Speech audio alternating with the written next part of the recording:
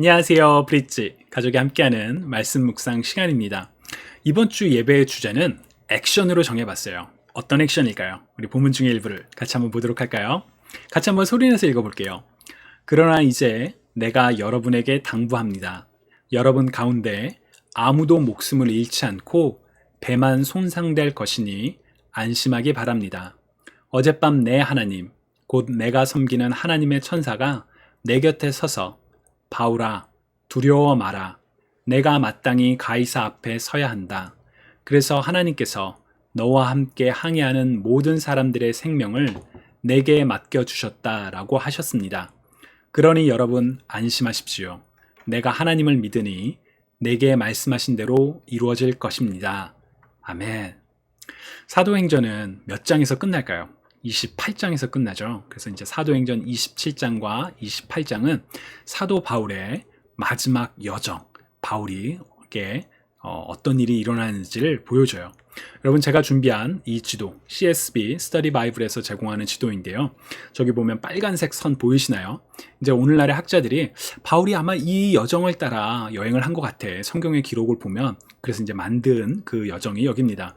이제 가이사랴 지역에서 바울이 벨릭스나 베스도에게 신문을 받지만 이들은 유대인들에게 환심을 얻고자, 혹은 벨릭스 같은 경우는 바울에게서 뇌물도 좀 받을까 해서 바울을 풀어주지 않았죠. 그래서 바울이 로마 황제에게 상소, 나는 로마 황제에게 재판받고 싶어요 라고 말을 해서 이제 가이사랴부터 시작해서 배를 타고 로마까지 가는 그 여정이 시작이 돼요. 그 중에 사도행전 27장, 오늘 우리가 함께 읽었던 부분은 바로 이 크레타 섬, 우리 개역개정은 이제 그레데라고 번역을 하는데 보통 우리 크레타라고 평소에 이야기하죠. 이 크레타 섬에 정박했을 때 일어난 일을 다루고 있습니다. 그들은 Fair Havens, 이제 미항, 아름다운 항구로 번역되거든요. 여기에 머물고 있었어요. 근데 당시 여기에 머물던 시기가 이제 대속죄일, 욤 키푸르가 지나고 난 뒤였어요. 욤 키푸르는 오늘날로 말하면 이제 9월이거든요. 올해 같은 경우는 9월 15일이라고 그러더라고요. 근데 이 욤 키푸르가 지났다라는 건 가을이 지나고 이제 겨울이 온다라는 뜻이에요. 그래서 바울은 사람들에게 이제는 좀 시기가 늦어서 지금 배를 타고 가면 위험해질 수도 있어요. 우리가 재산도 다 잃을 뿐만 아니라 우리가 죽을 수도 있어요. 그러니까 여기에서 멈춥시다 라고 이야기를 해요. 만약 바울이 선교 여행의 주체였다면, 사실 바울은 이 지역을 여러 번 많이 다녔었죠. 그러면 바울의 말을 사람들이 들었을 거예요. 그러나 바울이 이 당시에는, 마지막 이 여정에는 바울은 일개 죄수의 신분이었어요. 그래서 로마의 백부장과 군인들은 바울의 말을 듣지 않고 선원들, 그리고 이 선주, 배의 주인의 그 말을 더 들었어요. 그들은 근처에 있는 베닉스라는 지역에서 우리가 겨울을 보냅시다 라고 얘기를 해요.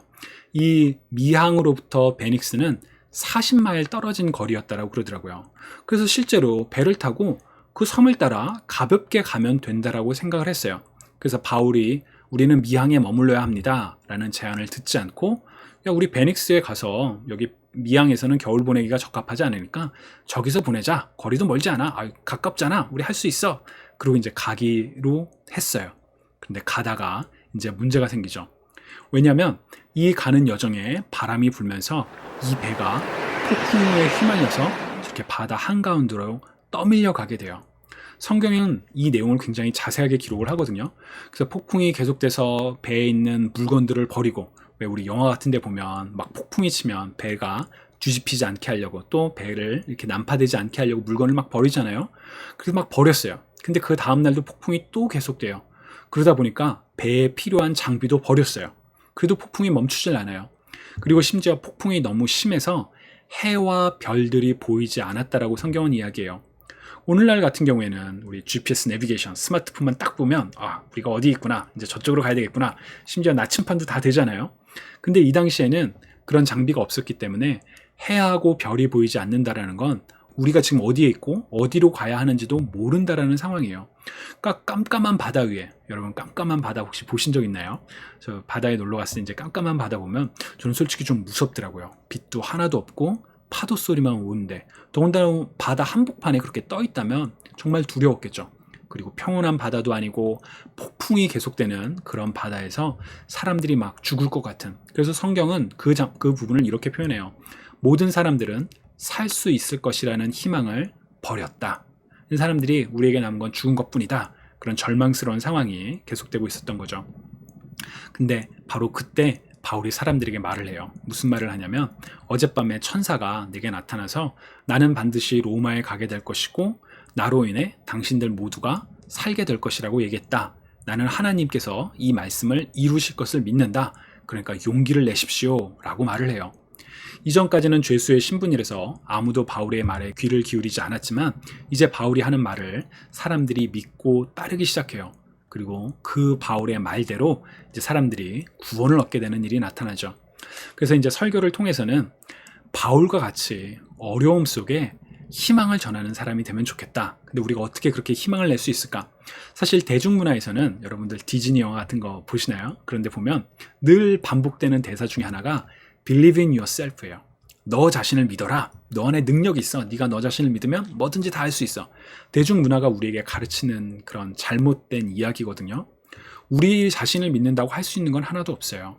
우리 자신이 아니라 완전하신 하나님을 믿는 것.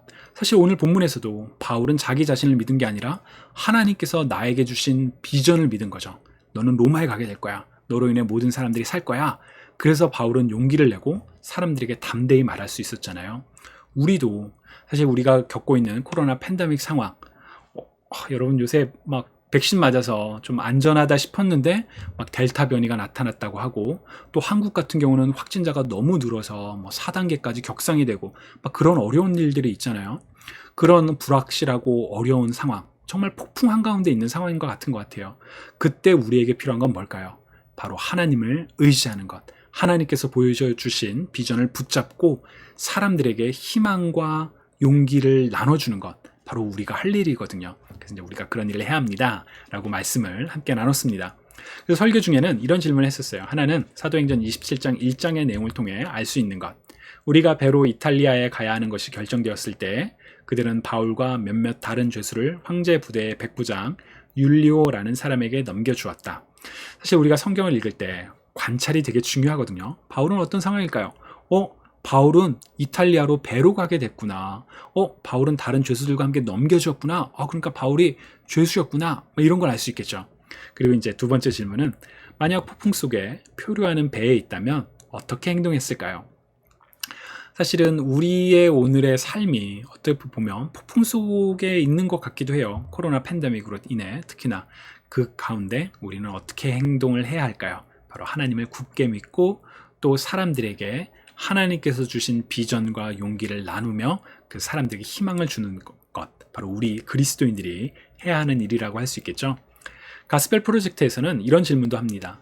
What can we learn from the fact that God accomplished His promise through human action? 하나님께서 인간의 행동을 통해 하나님의 약속을 성취하신다는 사실을 통해 우리는 무엇을 배울 수 있을까요? 왜 이 내용이 나오냐면, 그리고 왜 우리 교육부 예배 팀을 액션으로 정했냐면, 사실 비슷한 얘기가 우리 사복음서에 나오죠. 제자들이 갈릴리 호수에서 폭풍을 만나 막 위험할 때 예수님이 걸어오시잖아요. 그래서 그들 가운데 폭풍을 멈추시고 구해내시는 장면이 있죠. 하나님께서는 그처럼 기적적으로 우리 삶의 문제를 해결해 주실 때가 있어요. 성경은 그런 놀라운 하나님의 기적을 증언을 합니다. 그런데 또한 성경은 그런 어려움 가운데 하나님께서 사람들을 통해서 일을 하시는 모습을 또한 기록해요. 사도행전 27장에서는 하나님께서 물 위를 걸어오셔서 폭풍아 멈춰라 이렇게 말을 한 게 아니라 바울에게 나타나셔서 비전을 보여주시고 용기를 주시죠. 그래서 바울을 통해 사람들을 구원해내세요. 마찬가지로 하나님께서는 사람들의 행동을 통해 하나님의 약속을 실천하신다는, 이루신다는 그 내용을 통해 우리는 무엇을 배울 수 있을까요? 바로 우리가 그런 하나님의 응답에 따라야 하는, 부르심을 순종해야 되는 하나님의 대사일 수도 있다는 사실이죠. 아니, 우리는 하나님의 대사로 이미 부름을 받았어요. 다만 차이는 우리가 그걸 인식하고 그렇게 살아가느냐, 그렇지 못하느냐라는 거겠죠. 그러니까 이 내용을 가족과 함께 나눠보시면 참 좋을 것 같아요. 두 번째 질문. What are some ways God could use us to accomplish His work? 하나님께서 하나님의 일을 성취하시기 위해 우리를 사용하는 방법이 어떤 것이 있을까요? 어떤 것들이 있을까요? 우리가 어떻게 하면 하나님의 뜻을 세상 가운데 이루는 하나님의 대사가, 하나님의 보냄을 받은 사람들이 될 수 있을까요? 우리 가족이 오늘 할 수 있는 건 어떤 일들이 있을까요? 그 내용을 함께 나눠보실 수 있으면 좋겠습니다. 브릿지, 가족이 함께하는 말씀 묵상을 통해 하나님과 우리 사이가 가까워지고 또 부모와 자녀가 사실 세대 차이로 인해 또 언어도 다르고 막 그런 어려움 때문에 갈등이 아니라 신앙 안에서, 왜냐하면 우리가 믿는 하나님은 한 분이시니까 신앙 안에서 하나 되는 축복이 있기를 간절히 소망하고 응원합니다. 감사합니다.